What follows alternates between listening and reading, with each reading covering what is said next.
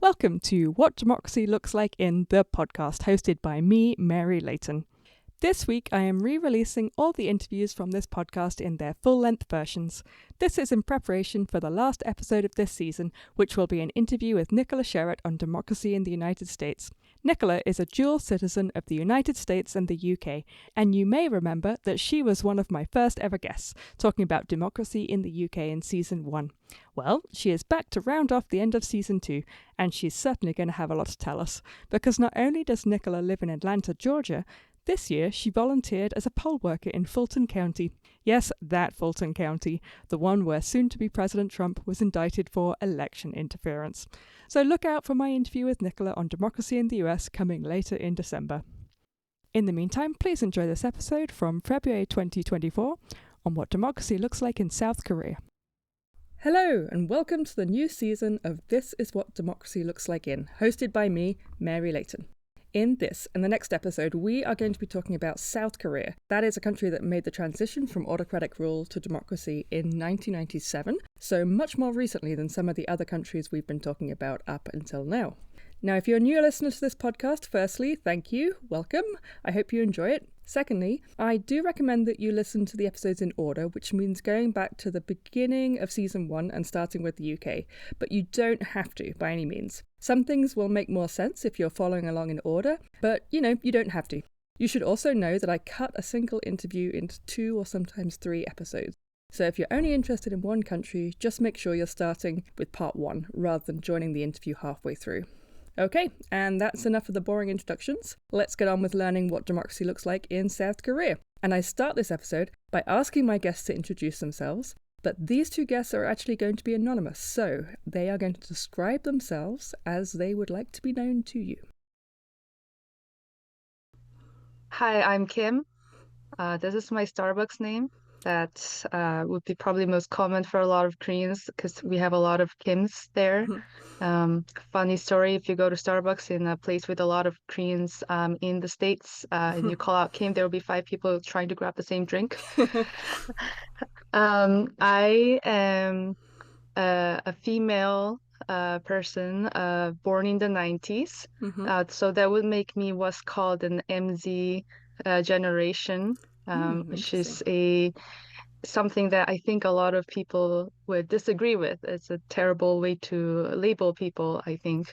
I am from the southeast part of South Korea, more specifically Busan, which is the second largest city, but also known for its conservative politics. Interesting. Okay. Those would be the things that I think a lot of Koreans would immediately recognize. I have been educated in higher education, and I also did my college in Seoul.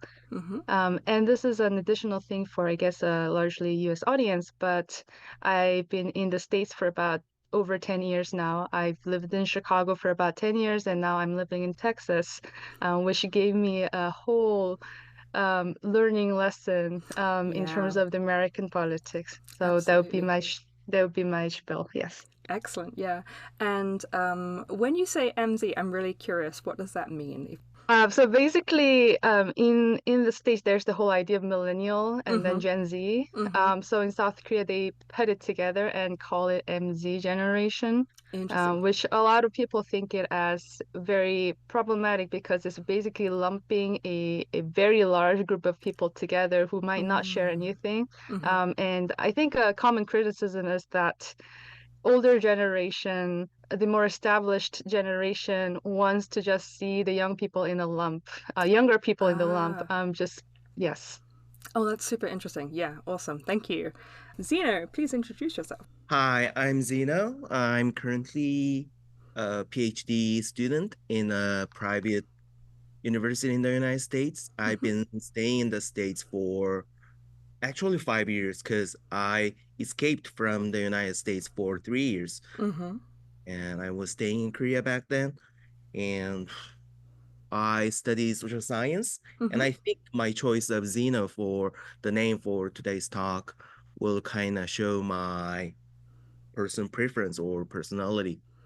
A little protection since the democracy in Korea, it's systemically democratic, but I have seen a lot of personal hurdles to navigate through this. Absolutely. So going back to my personal origin, both of my parents were born in Seoul, and I was born in Seoul. So I think my parents were raised as kind of urban middle class in the 1960s and 70s.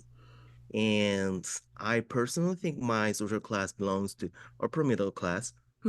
It's based on my father's achievement, based on his academic credentials. Both of my parents had engineering backgrounds, but I personally kind of distanced myself from those engineering. So now I'm in social science. Right. And my personal political belief is I don't find mine as an average because I'm a member of the Justice Party in Korea, which only has about 15,000 people as a member. And this kind of belief has grown since my teenage period, but it has gone through several hurdles that I previously mentioned.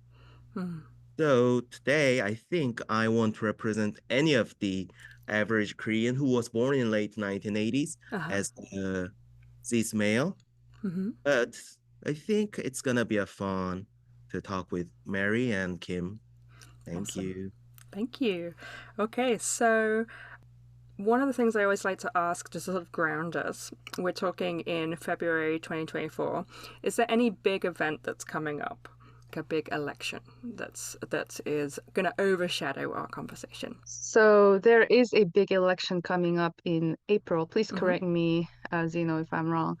So in South Korea, there are two major elections. One is the presidential election, and the other one is the election for national parliamentary members. Okay. I mean, there are also other smaller elections, but these are the major ones, and we have that coming up this April. Okay, great. So that's a good, kind of segue actually into, let's kind of establish what the basic organization is. So you have a president rather than a prime minister. President, I think I saw, is elected for 1 5-year term. Is that correct? Is that a good thing to just have one term? I don't find it as a good thing. So this one-term presidency has caused a lot of problems, and which I find the most problematic is like the president is still understood as a kind of king. Interesting. 5 years of tenure. Right. So he has so much power, but it's very short-handed. Right. So it has been polarized in the past decades after the democratization in 1987. So there has been some requests or some opinions to change this system to follow something like the American model, like where the president can run for several times, or the European model, like the ruling party appoints its own minister who's going to be in charge of this, but it can be changed. But this kind of reformation has always been issued, but it hasn't been any in action yet. I agree with Zeno that there has been some concerns and debates around whether to keep this one-time 5-year term. But it does have a historical context to why this was made this way. So in the 70s, especially, South Korea went under authoritarian dictatorship. So there was several changes in the constitution in which the President Park at the time basically made himself a lifetime president. So after that ended, there were some changes additionally made in constitution to make sure that we won't have another dictator going beyond, a certain amount of time. So as far as I remember from my, I don't know, elementary, middle school education, this is why the tenure has been set as one time only and no second round. But I think as Zeno mentioned, there is a concern around, the issue of, for instance, lame duck. You can't really have a very long-term vision about, certain kind of policies, for instance. So there has been conversation, but it's a very sticky one. I'm sure, yeah. It seems to make sense to say that someone can only serve for a certain amount of time. Like in the UK, for instance, you don't vote for a president, you vote for a party. But it sounds like what you're saying, especially what you said, Zeno, is that you vote for one person and you're really voting for the person, not the party, and they become like a mini king for 5 years. Yes. Yeah, that's really interesting. So in terms of, you said that you vote on one round for the president, and then you vote for the members of the House. What is it called? Is it like a chamber? Is it like a house? Called National Assembly. The National Assembly, yeah. So how does that consist? Do you have one chamber? Do you have two chambers? Well, there's only one group, one chamber, and it's composed of, if I remember correctly, it's composed of 300 members. So it's basically based on two systems to fill the 300 seats. So most of the seats, I do not know about the exact number, but most of the seats are based on the voting for your person who can represent your locality. Okay. For example, like within Seoul, its capital, like there are probably about mostly, I guess, 100. So you're gonna vote for who's gonna represent your district. And it happens to other locality like cities or towns as well. All over the nation, it's gonna be about probably 200 something. And also you can vote for party as well. Okay. So the remaining seats are allocated based on the voting ratio of each party. But the system has been changed a lot in the past years, and since the general election, the National Assembly election is coming month, the system is still in debate. Okay, yeah. When you're voting, do you feel people vote based on, I want to vote for this party? Or do they feel like, I like this candidate and I want this person to represent me? Kim, I can see you laughing as I'm saying this. Yeah, I take a stab at it. I think it really depends on where you are placed at. So I feel free to correct me. This is just my impression. No, So sure, yeah. I am registered at a very conservative area of a city in Southeast. So in my area, I think a lot of people usually vote for the party when they do the district voting thing. So fun fact, this was not the National Assembly one, but it was, I think, a local assembly election that we had. We had a candidate who passed away, but then somehow his name didn't got removed in time. It appeared on ballot. People voted for him even though he was dead because he was the right party, right? So this was a crazy stuff. So in some places, I think party probably matters more to people, whereas I feel like my city is a big city, so sometimes we do have those star politicians as well. And especially in important cities like Seoul, there will be a lot of very famous people campaigning for their election. In those cases, I think there are some considerations for who the person is. You might go for that person, you might not vote for that person.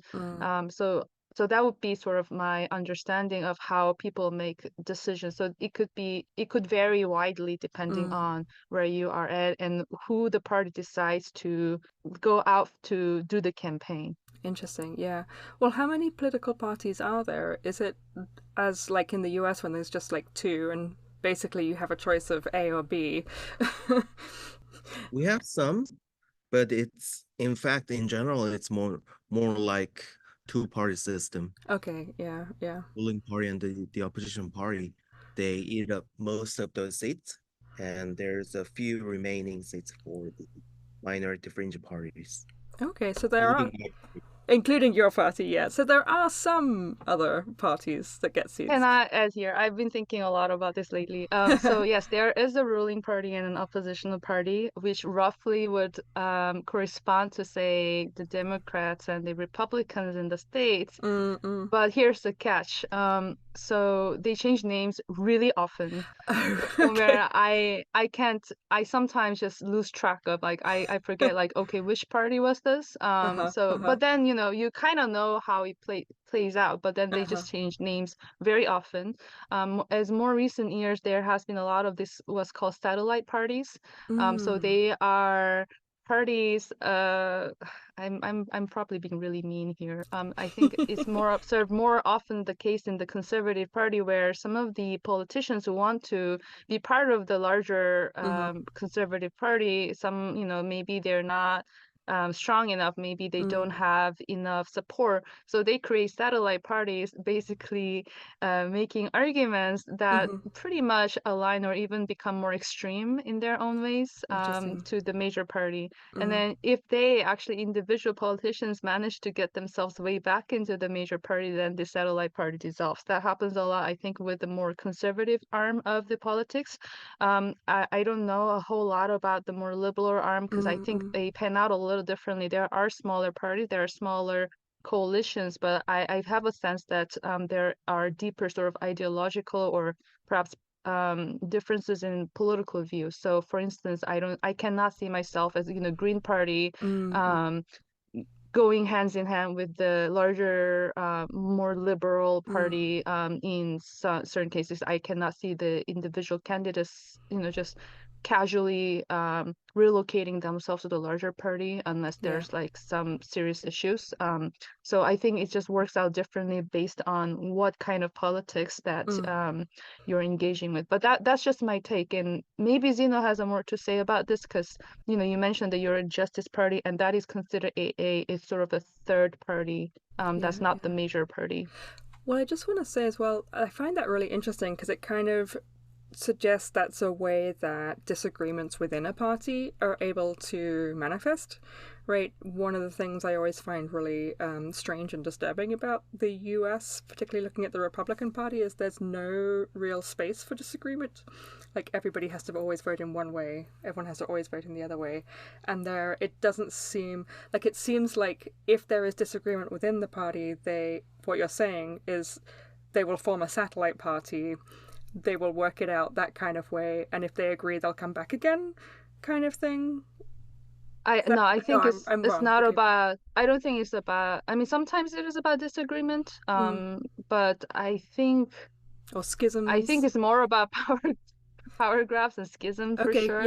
At least as far as the conservative party go. I mean, that's how I view it. I'm not a member of any of the political parties, but that's how I understand some of the satellite parties that I see.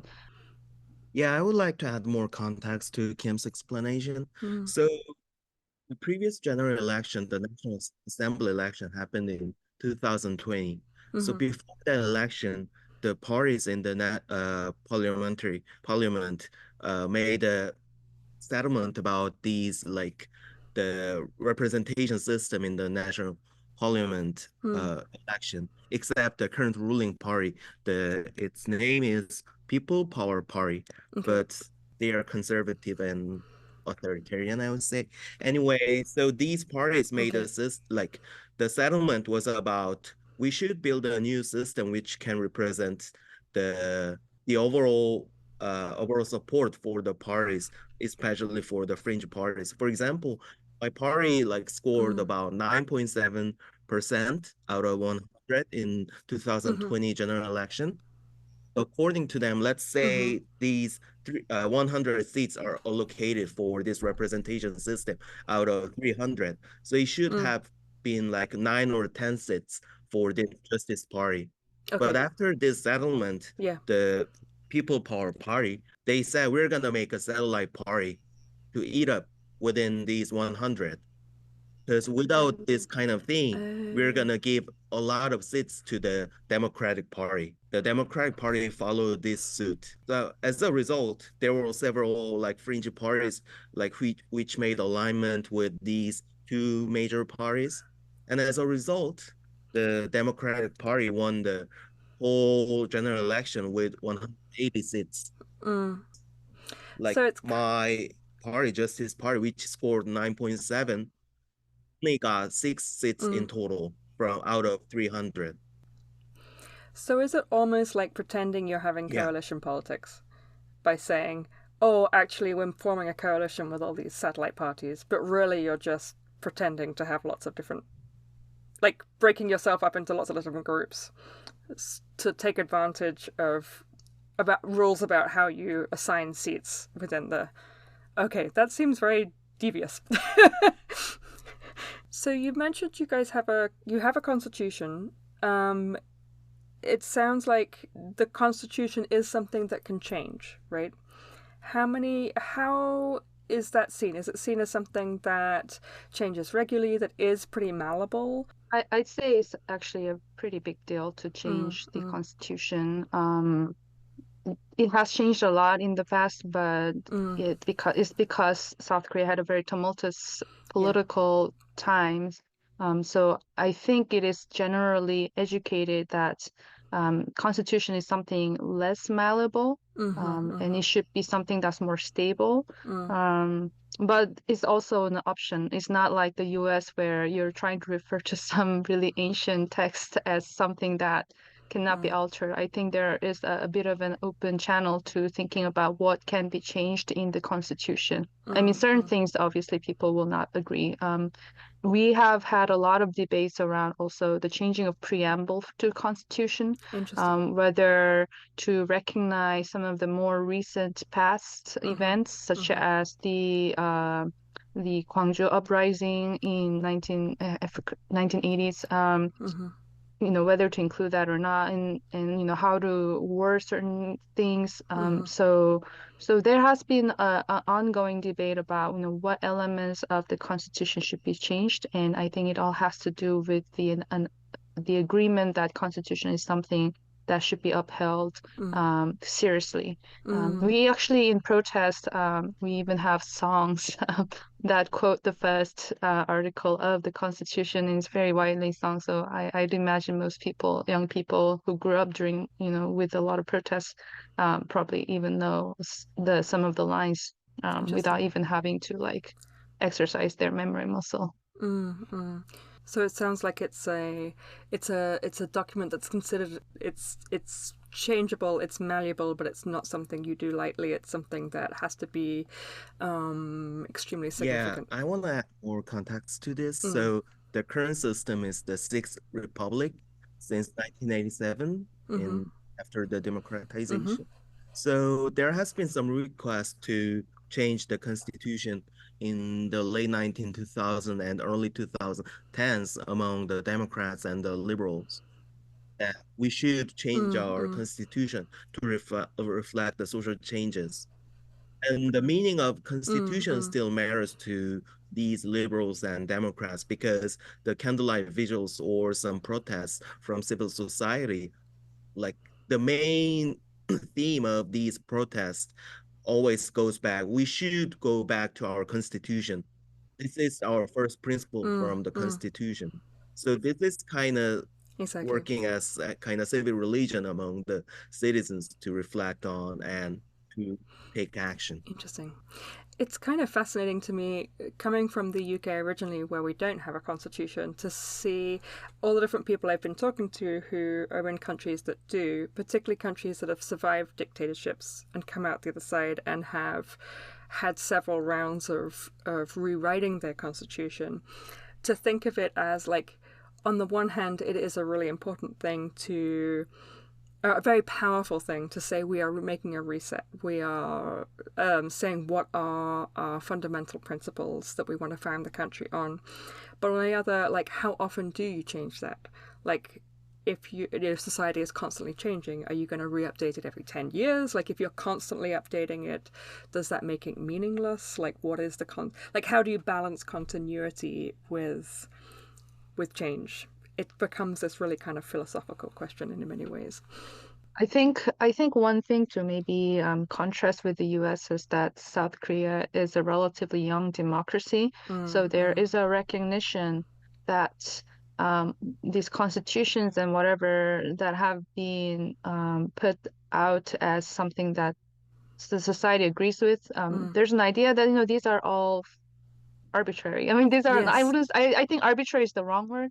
I say this is a work of, it is a labor that people have put together. So I think there is a fresher memory that this is something that you cannot just take for granted. I think that's something to be thought of. And of course, South Korea has its own, geopolitics unfolding in the region as well, such as, for example, there's North Korea on the northern side, there's China, People's Republic of China on the west.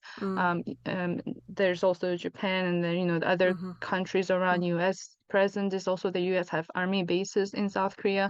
So, in some way, constitution, I think, also gets folded into, how do you imagine what counts as sort of the valid political system. So my understanding with the Korean constitution is like it's always the main focus is about the leadership of the nation, like who's gonna be the leader and how's gonna be the leader formulated. So I think it follows European model, especially the French system. For example, like as Kim previously mentioned, like under the Park Chung-hee authoritarian dictatorship, there were several constitution changes to legitimize his lifelong presidency.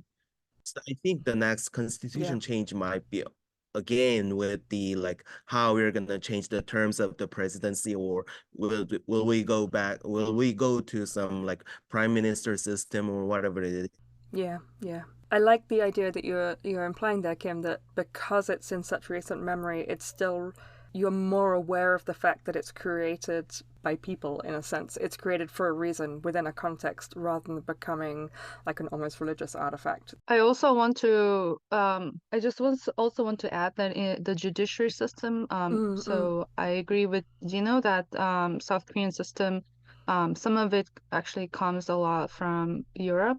So we do have a constitutional court that works differently from the normal court system, but then in a lot of people's minds, I think constitutional court is often imagined as something that's above the what's the equivalent as Supreme Court. I mean, I don't think we call it Supreme Court, but so we do have a separate court that makes decisions on something of a constitutional matter, such as, for example, I think the biggest one was impeachment of a president. That was a decision made through the Constitutional Court. So it just works a little differently. The notion of constitution perhaps is something that's evoked. I don't know if it's more frequent, but it has its own also an area of politics as well. Fascinating. Yeah. Well, I want to take a little bit of a change of direction and think a bit about voting itself, because I'm absolutely fascinated by how people actually vote, like the nuts and bolts of it all around the world. It's kind of fascinating to me. So if we can think about like just the basics of like who is able to vote, is voting compulsory? Is it easy or hard to vote? Are you able to vote when you're abroad, or do you have to only be there? So in my understanding, voting is compulsory and every adult can vote. And it's getting easier to vote. So I started voting from probably around since like late 2000s. So in the past 10 or 15 years, like I think voting is getting easier and easier. And this kind of system change affects the overall voting rate as well. For example, like I do not know the exact name for this, but there's a system that you can vote prior to the election day. The Democratic Party is gonna win because the young people will gonna vote more, because this prior voting system is kind of helping these people who is living outside of their home can vote for their homes, right? Including those in abroad like me and Kim. Can I actually add? So I think there might be a misunderstanding when Zeno said compulsory. So it's not that you won't be penalized for not voting. I know that in some places like Singapore, you will be penalized for not voting. But it is highly recommended that you vote. I mean, it's part of your education. And in fact, for the two large major elections, one presidential election and the National Assembly election, the other one, the voting day itself is declared as a national holiday. So to make sure that more people can go vote instead of toiling away in their workplaces. And Zina also mentioned about I don't also know the term. We call it something like voting in advance, prior vote, whatever. So I used to do that all the time because I was registered in my hometown district, but then I was living in Seoul when I was able to vote. So what happens is that unlike the US where you have to register in advance to vote, the voting committee actually already has your name under if you are a resident there, of a citizen. So I just alert them, I want to maybe vote in advance. I can also just show up in any voting polls, like and then just hand in my ID and I can just like vote on the spot. Similarly with the voting abroad, I've been voting abroad. Because I've been living in the States for 10 years, I've been voting. This one I do have to register with the Ministry of Foreign Affairs in advance. So I already done that actually. I hope you did it too, Zeno. And then you go and then you vote. And usually this voting period lasts longer. It's not just one day thing. Usually it lasts for about a week. I've seen that here in Texas. It's like in Houston is something like 2 weeks. So usually there's ample time given. I think this is also important because we have conscription, mandatory conscription for male. So they cannot leave their post just to vote, right? So a lot of the voting takes place within their barracks and stuff. So there's a lot of sort of intricacy in terms of how votings are actually done and what days they're done. But in general, I agree with Zeno that I think there's a lot of effort to make voting more accessible, for better or for worse, in all sorts of ways. So it sounds like you're already registered, right? So you don't have to go and register yourself, like it's preemptively you're registered. You can vote ahead of time. You can vote in any location, it sounds like. You don't have to go back to one place.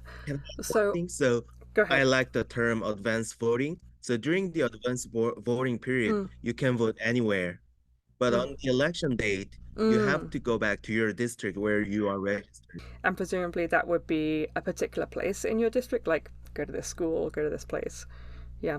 And the day of the election itself is a holiday. So everything is closed? Yeah. It's like... Legally, yes. Legally, yes. So tell me about that. What actually happens on election day? Other national holidays, like the Korean version of Thanksgiving, something like that. So the voting takes place from 9 a.m. to 6 p.m. Yeah. I thought the voting happens much earlier, no? Like I thought it's like 6 a.m. it starts earlier in the morning. Oh, okay. Yeah, I think it's 6 a.m. because we have all this news about how really old voters would line up in front of this booth like from 5:30 a.m. or something like that. I want to share my story and I was surprised. So please. It was like around 2010 and I was living in Gangnam, the region of Gangnam Style. So it is known as the locality voting for the conservative parties. And that day, I was a college student and I had to go to my college after voting. So I woke up like 6 or 6:30 and went to the local school to vote. And there was a huge, huge long line of elderly waiting to vote. Then I could get into voting and went to my college. But it was really surprising that I've heard that these elderly people are very passionate with voting. And it's true. At least. And they want to do it early in the morning. It's a little bit segue, but I want to add one more important election in Korean system. So Kim mentioned about the presidential election and the National Assembly election. And local election is also considered as one of the most important ones. Like, for example, electing the mayor of Seoul or something like that. Because it's the national level, so it kind of supports the parliamentary system. And is that each of those elections national holidays? Are they all considered as important? Wait, is the local one also national holiday? It is. I forget these things. Oh, interesting. Yeah. So, I mean, the impression I'm getting is voting is taken very seriously, and every effort is made to make it easy for people to vote. When the old people are lining up, is there a fear that you might not get to vote in time, that there might not, or they're just very eager? I mean, I think that concern probably is more for the younger people who might have to work on those national holidays. Okay. Because it is national holiday. Yes, a lot of companies will comply with that, but your convenience store will still be running. Okay. Your pharmacy might be still running. Smaller companies probably will make you come to work. Okay. Interesting. Yeah, no, but maybe it's the passion. Like, it's hard to tell. I have no clue. Yeah. I'm not sure about the exact statistics, like of how many are they working in the election day, but starting from the election rate, like voting rate. So for the presidential election, it's about around 70%. And for other elections, it's usually around 60%. So people, yeah. That's pretty So I high think then, social yeah. pressure that people understand voting is kind of basic part of citizenship. I think that kind of social pressure is Yeah, important yeah. to understand this one. But people like the media interprets the remaining 30 or 40% of who don't vote as kind of they're working or they're doing something, as Kim mentioned. Okay, okay. So that the people who don't vote are interpreted as being obstructed by their work rather than a narrative of they're lazy, they're apathetic, this kind of thing. That also happens. I mean, there will be people saying, "Oh, younger people, Don't they should care. probably Yeah. vote, but they don't care." But I think there is a little bit more enthusiasm about voting and maybe more social pressure about voting than, say, US. But yeah, I think there is a sort of a general social pressure and a recognition that you should probably vote. So talk me through what the process is. Is it you turn up at a particular place, right? Is it electronic voting? Is it by paper? Yeah, it goes by paper. So when you show up, you should show your ID card to person who's in charge of the voting place, and the person's gonna check the name with the printed register, uh, and then the person will give you the paper, ballot paper to vote, and you vote in secret, and you put it into the box, and you can take some selfies, like to show that you voted. That's the usual Yeah, system. that's it. So I then, want go to ahead. add that so it works a little differently for the advanced voting because the person sitting there will not have the full role of every citizen in South Korea. So what happens is that you show up, you hand in your ID, and there's some computer system that somehow automatically prints out the right ballot for Oh you wow, depending yeah. on where you are. And then you take them in and you go into that little booth, has all the curtains and whatever Yeah. around. And in there will be a little stamp, this red stamp where you put the right mark on. So it's not electronic at all. You have to make the right stamp. And then you put it in this envelope that's provided. And then you seal it and then you put it inside the ballot box. Yeah. So this is for the advanced voting where envelope will also have a corresponding voting committee's address Okay. that will go back to your district, for instance, if it's a National Assembly. Right. I think it's also the case for presidential. It's like all based on, district kind of counting stuff. So that's what happens when it's advanced voting. So this is my next question, like how the counting works. So if all of these advance votes are then literally being mailed back to the district where the person lives, so then when do they get opened? Who does the counting? So I think they probably will get lumped into the The same votings day. the same. That would be my guess, but I might be very, Yeah, very yeah. wrong. But they are counted by hand, several rounds. There will be people monitoring. There are members of the, I don't know what they're called, something voting, something committee in each district. And there will be also observers, volunteer observers, watching it over. Yeah. How do you become part of that counting committee? Who are they? So every election is under the control of National Election Commission, and they hire some part-timers to monitor the counting on the election day. So on election day by 6 p.m. every vote finishes, then it there's some delivery or some kind of counting system before counting the vote to check whether we have gathered all the votes for this district or not. So usually the Yeah. counting starts from like 8 or 9 p.m. and the mainstream media always broadcasts these kind of countings to show like who's winning now, Do they show It's like a the room? It's like a sports game. I actually have a friend who's a journalist who's been on those program. And he said at some point, so all the major broadcasting companies and newspaper companies, they do the exit poll. So they have pretty good sense of, like what results will be when certain numbers, when counting reaches a certain number. But then my friend was telling me in the last election, it was like a pretty obvious result to some extent. No, not the last one, but maybe the one before it was relatively more obvious. But then these broadcasting companies need to profit. They want the more viewership. So even though he said they knew the result, but they would try to hold it off by making it more like sports, where like, oh, we still don't know, maybe there might be an overturn in that district. So there's the whole weird excitement, and they also the different media, like the broadcasting companies, they compete with who has the funnier sort of show in some sense. They do all this interesting graphic like animations of the candidates and all this thing. Fantastic. So it's quite exciting to watch it. Awesome, yeah. So you have the votes being counted and they have observers, and it sounds like they're hired people.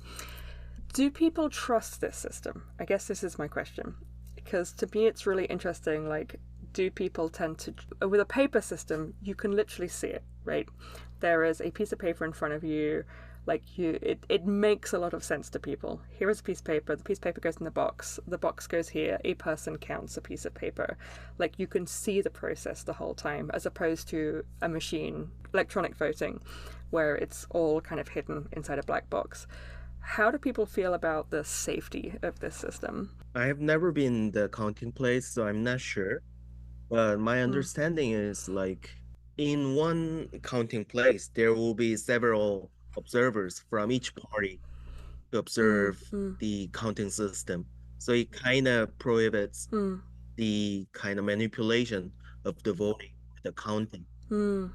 Yeah. At least since the 2000s. Probably I think this kind of system has established in the current constitution, probably after the democratization. Because before the democratization, this voting has a lot of problems. But nowadays, there are some conspiracies about these countings. But still, I think probably there hasn't been any big scandal about this counting system.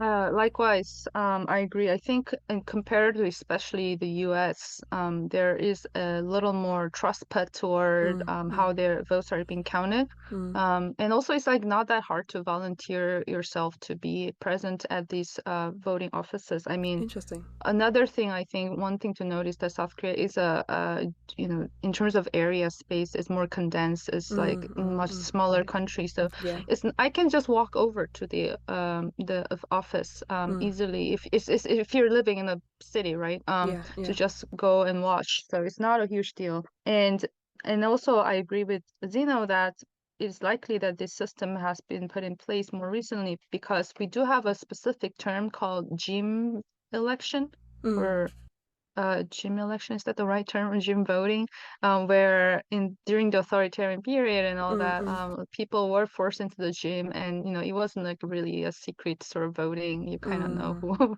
you had to vote for, and those terms do get evoked sometimes nowadays. So you can see that the history of the authoritarian past is definitely hunting a lot of people.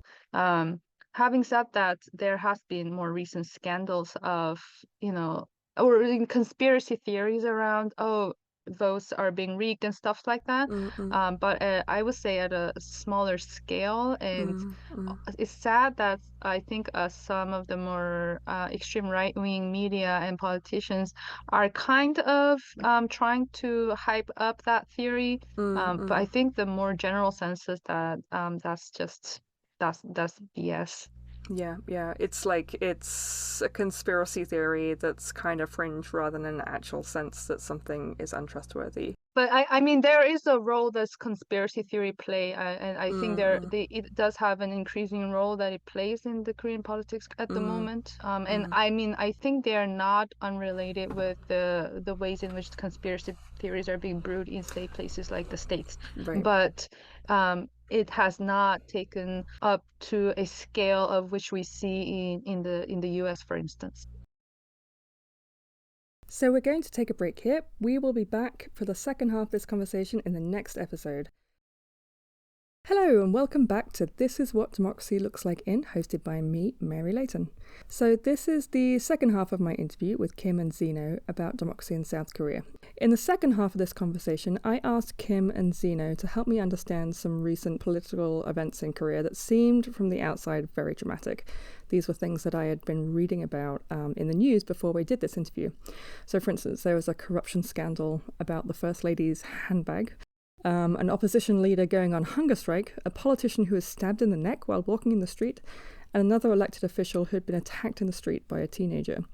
While talking about these kind of events in the interview, Kim uses the term legible political act, i.e. things that make sense in that political system. And I think this is really important for this podcast in general, so I wanted to just briefly touch on it first before we jump in.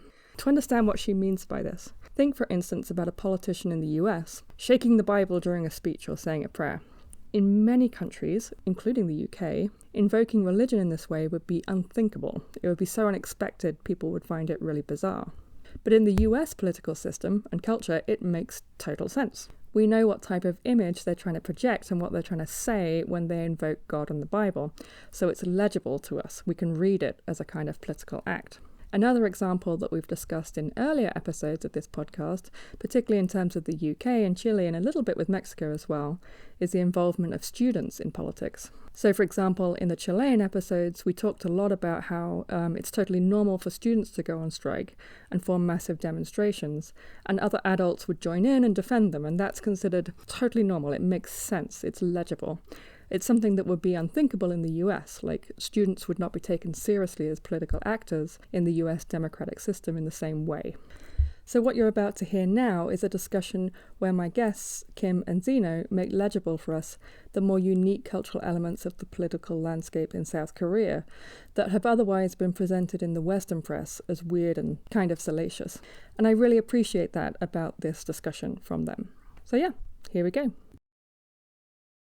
Well, one of the things when I was looking at news reports about what had been happening in South Korea recently, I was kind of interested that there seemed to be quite a bit of drama. There seemed to be quite a bit of, I was noticing lots of politicians accusing each other of corruption scandals. There were a couple of instances of politicians being attacked in the streets, being stabbed by members of the public in the neck, which was rather dramatic. The opposition leader went on hunger strike at some point in September. Like, it seems there's a lot of drama going on, and I was wondering if you guys could talk a little bit about, how these kind of acts fit into the political conversation. To go on hunger strike, for instance, seems incredibly extreme elsewhere. I think hunger strike is not that extreme in South Korean context. I mean, it is an act. It is an act of desperation. I mean, it is portrayed as that. I think it. But it's a pretty well. It's a legible form of political protest. Right. Hunger strike. There are certain genres which may not exist in other places. So hunger strike is one of them. I think it usually becomes a more serious issue when you have, civilians going on hunger strike, for instance. Victims of certain violence, they may go on hunger strike for like 100 days, 200 days. That would be, I think, a bigger sort of an issue than, say, politicians going on hunger strike in most cases. I mean, this time around, I think it did go on for a little bit longer. So yeah, there's a whole lot of tropes around hunger strike and food. Interesting. Stabbing was considered as also very shocking to, I think, most Korean public. It's not something we see that often, especially when it comes to, someone of that high profile. And so that was considered as, it's not something that's normalized at all. I think at least people don't expect to see that at all. So there was a lot of condemnation about how that was also treated in the media. So I would say the more recent things have been, the drama of what has been reported abroad is also been a drama for us as well. Kim, the way you framed it actually was kind of what I was trying to grasp towards. It's like what is seen as, what is legible to the general public as a normal political act. Like, so something like a hunger strike seeming as, okay, that makes sense. We understand as a political act. So, for instance, something like student politics, right? Students protesting appears to be something that is legible and understandable. Okay, students rise up and make protests in some countries. In some countries, the military gets involved, and that is seen as a legible, normal thing that is part of the political landscape. In other places, those two things don't make sense whatsoever and would be considered so bizarre that they, it wouldn't be imaginable. I'm wondering, like, what kind of things are considered imaginable beyond just the act of voting within the political landscape? So I think there's a very little possibility that military would come again to engage in politics. Of course, there was an attempt in 2016 when the previous president Okay. Park was impeached. The military kind of planned another coup, but it was revealed prior to its happening. So it it is less likely. And in case of student protest, I think it is also has little possibility because Kim might be familiar with this narrative that the student movement or politics has declined in the past decades. But instead, Yeah. I think a lot of social aspects have been politicized in the past decades. So they are still under the possibility of mobilization, but they do not have that kind of like legitimacy or power to correspond with the civil society or working as the engine for social change. But going back to my politicization or polarization maybe argument, so it has been very politicized and there has huge development of hate speech in these politics and the discourse.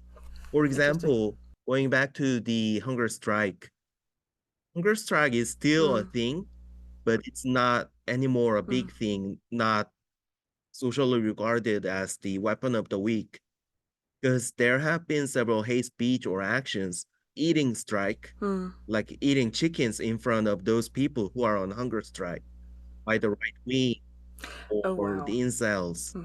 It has increasingly become a kind of social practice. And I think stabbing the opposition leader or the other party is also becoming a problem as it's becoming normalized. Because in case of hitting the ruling party politician in last month, I guess, it was done by a middle schooler. Yeah. I saw that, So it's getting mixed and like some of major politicians use hate speech as kind of mobilizing their support from the younger generations. So it's getting messy, losing decency, I guess. If I may add to that, so in terms of student politics, I think it is being discussed that so in the past students were really important in making changes in Korean political sort of like arena.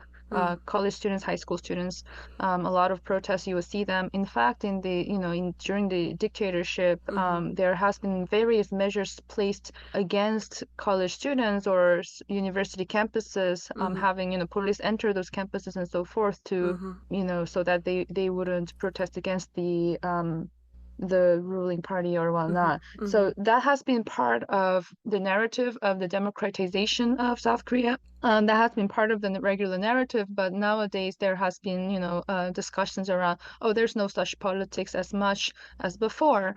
And I mean, some people might say it's the COVID, some people might say the decline has been happening already because the younger generations are different or whatnot. But yeah, but it's different from the US. I mean, I think that's probably what's haunting you in that question, that in the US, students are not expected to be part of the larger sort of political decisions, or they're not considered as a major player in it. But in more conventional South Korean politics, yes, they were considered as an absolute powerhouse of political changes. But there has been a lot of changes that's been taking place, not just in terms of student politics, but also in terms of how media operates, for instance, or what's considered as a more legible action. Like another example would be self-immolation. So that has been a very legible kind of action, political action that a civilian might take. I don't think politicians would do it, but civilian might take out of desperation. For example, the most well-known case being a laborer, Chun Tae-il, burning himself, and that's sort of like a landmark moment for Korean history of labor conditions and things like that. But in recent years, self-immolation is considered as a dumb thing to do. I actually have a neighbor who self-immolated because in protest of working condition. And everybody's tried to stop him because everybody said that's a dumb idea. Nobody would pay attention because news just changes so fast. They maybe pay attention for half a day and you'll be forgotten. Sadly, he passed away, and nobody really talks about him anymore. Some of these actions are losing their grips. I'm not saying that everybody should go back to self-immolation or anything like that, but these more legible political acts have been shifting. I mean, the example that Zeno gave in terms of like eating strikes in opposition to hunger strike is a very new thing that came out in like about a decade ago, I would say. So that is these kinds of actions and languages are constantly changing. It's a very dynamic society. And to bring it down to a less sort of scandalous and maybe less salacious kinds of things that politicians would do, I think is expected that they would go around, engage with the civil societies or NGOs. So you will see, I mean, there's a question of, what's considered as a truly non-governmental organization or a true civil society in some extent. Like some of the groups are a little like sketchy, I would say. But there is an expectation that, politics is not just about politicians, but they somehow have to be getting endorsement from some sort of civil society. So you will see all sorts of random organizations congregating when there is a political event. There's also religion being pulled into this whole thing in a weird way. South Korea so Korea is a secular country, but there are many different religions out there, large ones like Protestants, Catholics, Buddhists, I think are probably the three major ones. But they also, they're positioned as neutral, but they do get pulled into politics. So that's kind of normal part of the political ritual you would see. And military, that's a taboo. But people do suspect, are there any connections? I mean, in more recent, there has been a scandal around a death of a soldier, a conscripted soldier, and people, this part of the scandal has to do with, was the military in communication with the president? Are they, like, what is their relationship? So, so if you want to get a sense of, what the political sphere kind of looks like, I would say, these are some of the maybe taboos and some of the normalized practices, but it's constantly changing. That's what I would say. That's really interesting. Thank you. Yeah. To supplement Kim's explanation, students have been regarded as the future social leaders with the specificity of Korean society as a Confucian society. So elites like until the 1970s, even high school students were the elites, and until 1990s or 2000, college students were elites because they were minority. But however, in the 21st century, the enrollment ratio for higher education is changing between 60 to 80%. So college students are no more elites in their numbers. And the socioeconomic system has changed a lot. So their security after their college education is dwindling. So it affects their participation in political movement or social discourse. So moving on to the second point. So I think there has been some change as well. So the first president from opposition party happened in 1997 from a Democrat party. And since then, there has been continuous mobilization of civil society leaders to the Democratic Party. And in the following 2 decades, there has been several scandals about of these Democratic people in terms of sexual harassment or some money bribery or something like that. So this kind of has changed the social discourse upon the left and right in mainstream media because the left was believed to be moral, clean, and the right was believed to be corrupt but competent. But this kind of previous understanding schema is not working well in the past years. And the third one, the mainstream media landscape in Korea is very much biased. I mean, there's no level playing field for these political parties or political work. Interesting. So the scandals from left or the right wing are highlighted in different way or different scale, and it really affects the general discourse about politics. In addition to the mainstream media, so in South Korea there are three major broadcasting companies, and there are several others. There's satellite, not satellite, but I don't even know what they're called. There are other smaller broadcasting companies. There's major newspapers, I would say maybe 5 at the most. But I think what's increasingly more important is the YouTube. Right. YouTube is really playing a large role in how people learn their news, and also how people form their opinions about certain things. So I just want to quickly remark that YouTube is really huge. Another thing, maybe this is like a fun point for America, given how the election is unfolding. So in South Korea, it's very common to have your former president prosecuted. Yeah, so I think we send most of the presidents to jail or of some sort. Not all of them, but most. So it's like a ritual. It's kind of expected that, like, if an opposition leader comes in, they'll somehow have the prosecutor involved and somehow find faults in their deeds and will be sent to prison.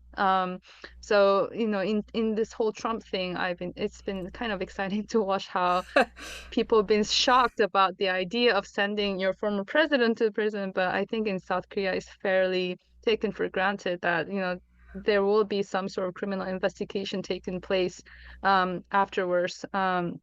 So it's a fairly ritualized thing. And okay, so before I forget another thing, because I think it's very important.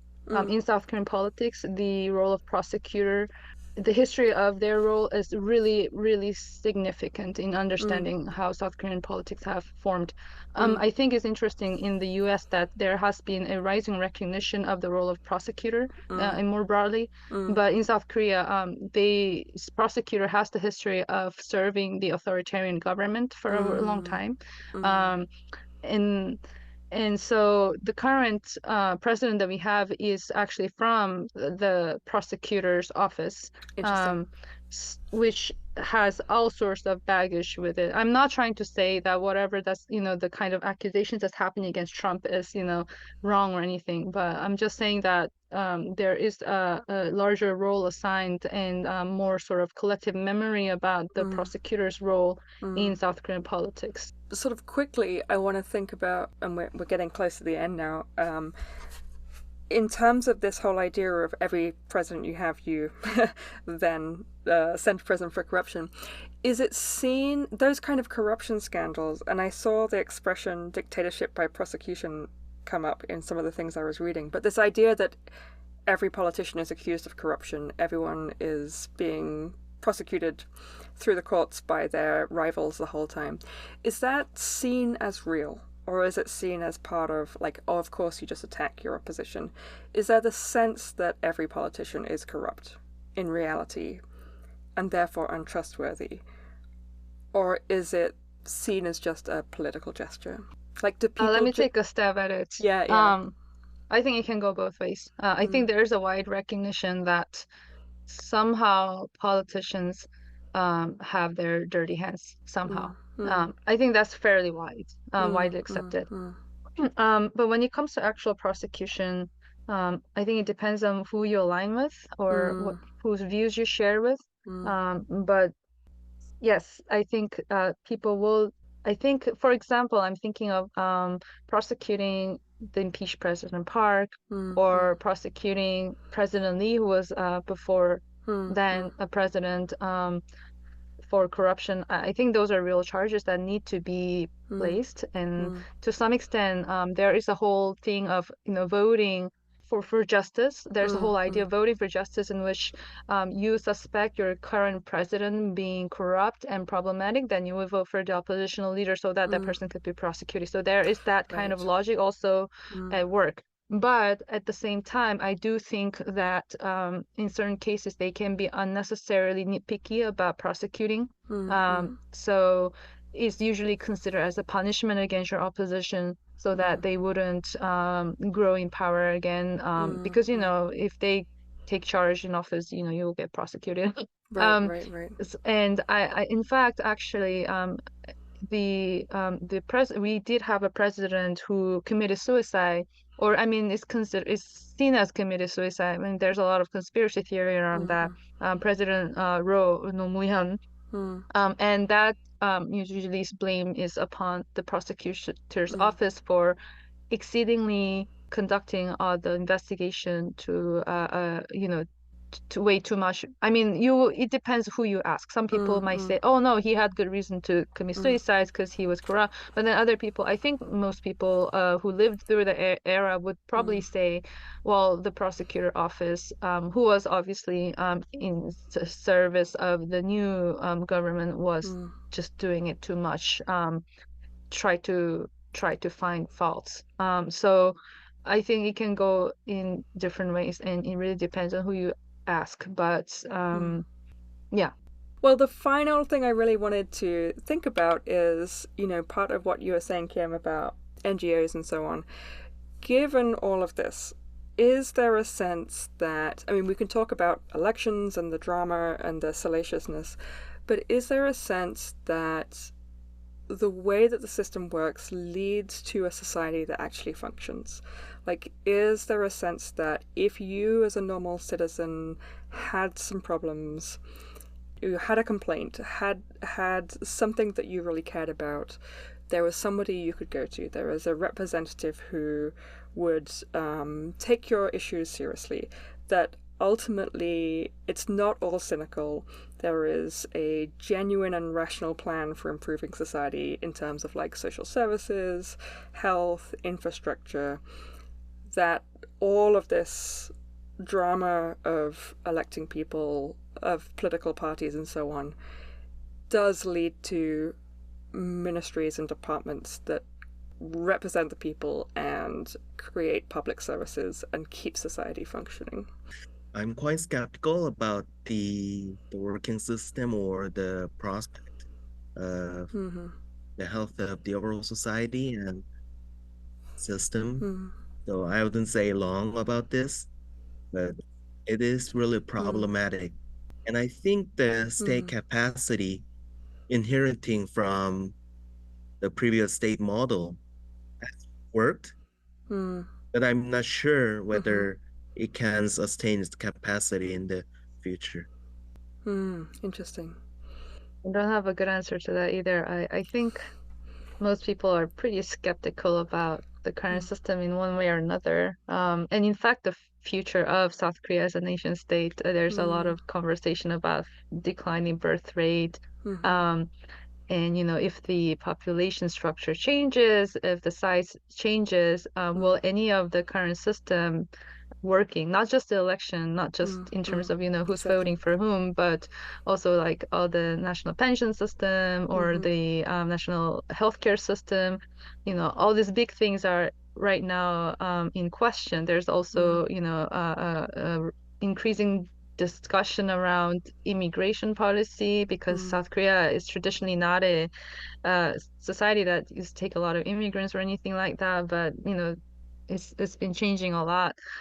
So and I think people are being tired and disappointed about the overall how the politics have been dealing with this issues that seem so large and also very urgent.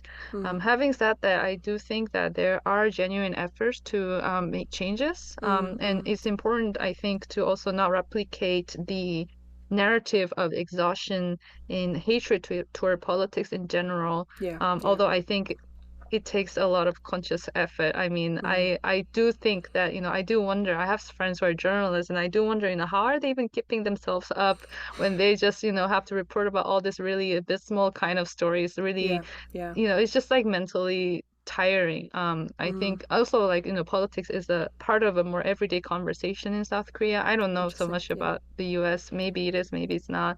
Depends where you are at. But so I think it's a difficult moment in general. Also, a lot of uncertainty, not just in terms of within South Korea, but also in the region as well. I mean, who gets elected in the US will definitely shape also how South Korean politics operate. You need to be fair with. That's horrifying. Yeah. I'll put it at there. It's easy to be cynical in many ways, but it's almost like it's necessary to fight against that cynicism in order to try and remember that we have to believe in these institutions in order to not abandon them and to keep believing that it's possible to have good things like infrastructure, schools, health, and that somebody has to represent those and make them function. Yeah. If I just may add one more thing, generation politics is a huge part of South Korean politics. I mean, I think we see that coming up and coming in the US with, both of these candidates are super old, Trump and Biden.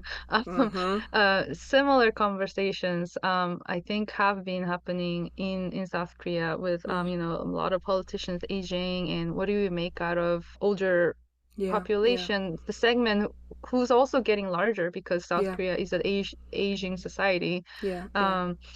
So, there's also the question of, what do we make out of the younger people who seem disconnected from the recent past, or also maybe they might, right now not the case, but maybe in the future they might just be smaller in number.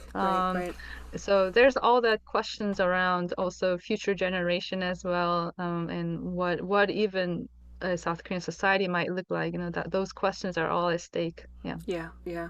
Interesting. Yeah. When I mentioned YouTube earlier, so in addition to YouTube, there are various internet forums that are siloed within themselves that are very important in Korean politics. So they would be like Reddits, but you imagine there are multiple Reddits. And then within each of this Reddit forum, which is not really, but kind of, you would have different age groups, different people, different profiles gathering and exchanging whatever they have about the current world, and they are immensely important in informing how people form their opinions. In my that's how I see it. So in addition to YouTube, there's another important sort of platform through which people form their opinion. That's one thing. Another thing that didn't come up, but I think is extremely important in Korean politics, is gender, the question of gender. You don't see it as much, I think, in the US. I think there is a rising recognition that in the US context about the vigilantes, the sort of the very macho kind of figures. There's all this discussion about, what do you call, incels or something like that. I see that up on the horizon, but in South Korea, gender is a major part of all the political discussions and divisions and whatnot. And that's why I also had to identify myself as female in the earlier. This is not about, like the this is really about anti-feminism in general. That's really currently holding on to a lot of politicians. So the current president, in fact, have targeted young male, as he tried to capture the young male voters in his election campaign, and there was a huge success. The current coalition that Zeno brought up, one of the younger person there was also, he's known for doing specifically that. So when I talk to some of my friends who are female, we do feel that, these politicians are treating females as just a just a number. It's not a real consideration. Even the progressive party is often the case. And especially I think for people who are even younger than me, who are maybe in their early 20s, mid 20s, those people will probably even have more. I wouldn't say militant, but probably even more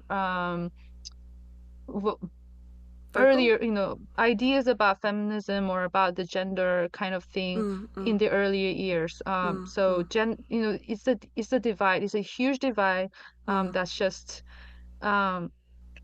there's a lot of conversation about the femicides, or there's a lot of conversation about, how even the birth rate conversation, the decline in population is all about, who are to blame with, it's fairly well known that, female who work, it's very hard for them to work and then give birth and then go back to their workplaces. But then there's also the the sort of the more older generation politicians, or some of the right-wing people who would be saying something like, oh, females should also just be working as housewives. Exactly, right? So these kinds of tropes are being brought out in even more dominant discourses. So gender, I want to emphasize that gender is an essential part of understanding Korean politics. And I'm doing such a bad job in paraphrasing this. No, but it's great. it's important to also acknowledge that there is a conscription that's only for male, and that is an important aspect in which these gendered discussions are being informed and shaped. I will leave it at that, because I have not been conscripted, so I don't, some people might be unhappy that I brought it up, but just saying that. How long is conscription? It's been changing over the time. When my friends were conscripted, it was usually around, I would say, 2 years plus minus, depending on whether you fall in Air Force, Navy, or Army. Also, if you are conscripted for civil services, it's probably longer. It has there over the time, the whole time has been shortened a little bit. But it's still a long enough time for people to feel at loss, like, my precious young, like a year or two in my early 20s are being taken away by the National Conscription Service. Is it a conscription that everybody in reality does have to do? Because I know in some countries there are ways that people have Zeno should answer this. Not the right well, yeah. So these days, conscription is about 1.5 years for Army, and for Navy and the Air Force, it's a little bit longer. And basically, it's required for every male, except for a few.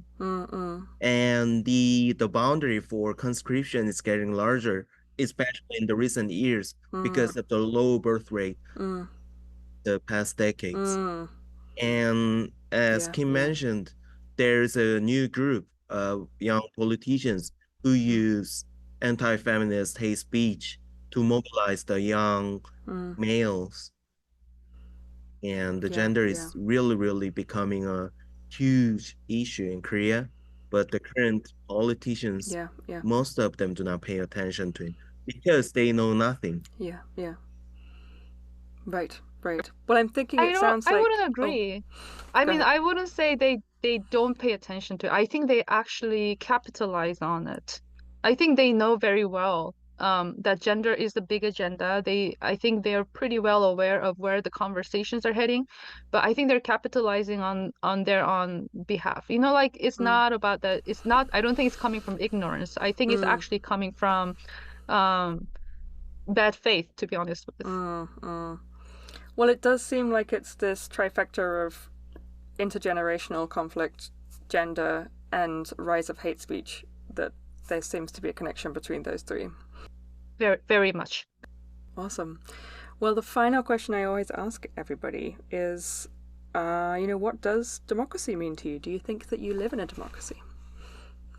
Well, to be frankly speaking, democracy has been culturally understood as a manifestation of liberalism in my life.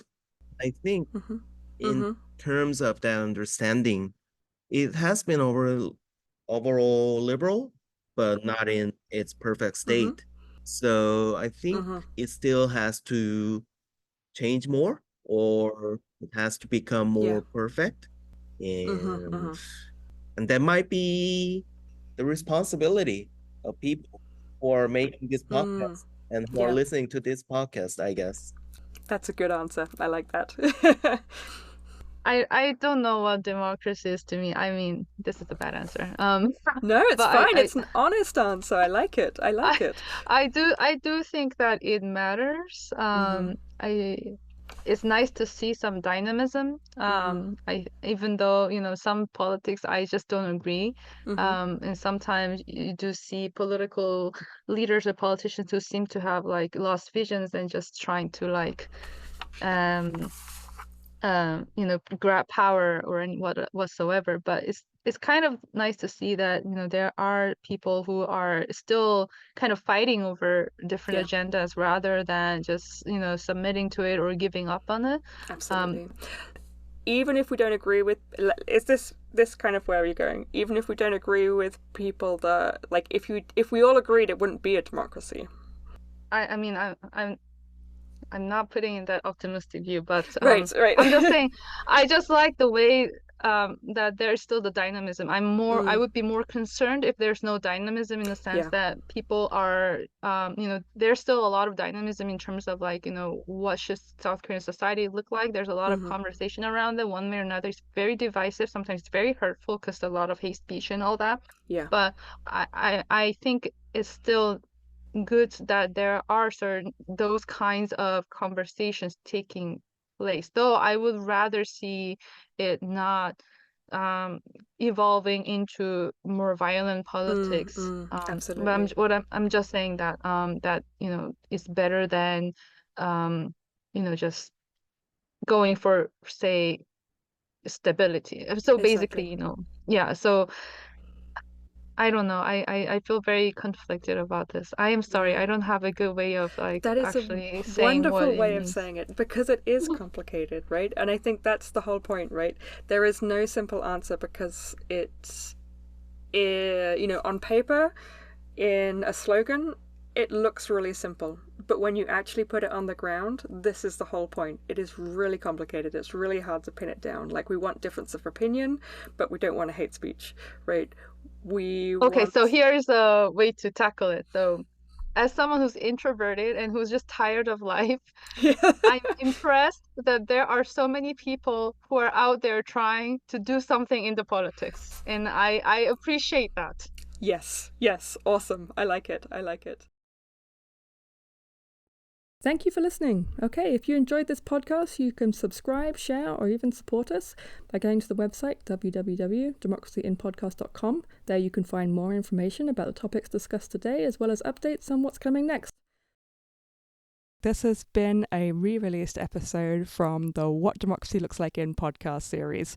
Listen out, we will be back very, very soon with our final episode of this season, which will be about what democracy looks like in the United States. Stay tuned.